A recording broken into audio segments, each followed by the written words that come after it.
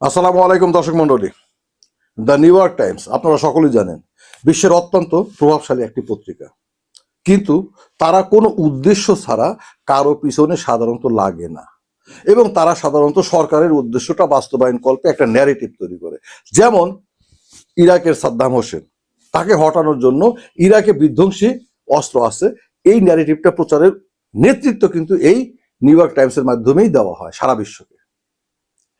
উদাহরণ হিসেবে বললাম, এই নিউ ইয়র্ক টাইমসে এখন এই মুহূর্তে এই সময়ে ভারতের প্রধানমন্ত্রী মোদী এবং আরএসএস সম্পর্কে বিস্তারিত একটা প্রতিবেদন ছাপানো হয়েছে। প্রথম পেজে অত্যন্ত গুরুত্ব সহকারে বিধ্বংসী, এক কথায় বিস্ফোরক, মানে মোদী এবং আরএসএস এই দুই প্রতিষ্ঠান, মোদী একটা প্রতিষ্ঠান, এই দুই প্রতিষ্ঠানের তলা উদলা করে দিয়েছে।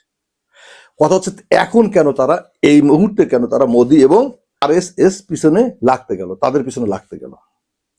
দর্শক মন্ডলী, আমি যদি কথাগুলো বলি এবং প্রতিবেদন তুলে ধরি, হয়তো আপনাদের মনে হবে যে ভারত বিরোধিতা বা অন্য কোনো কারণে আমি এটা হয়তো বলছি।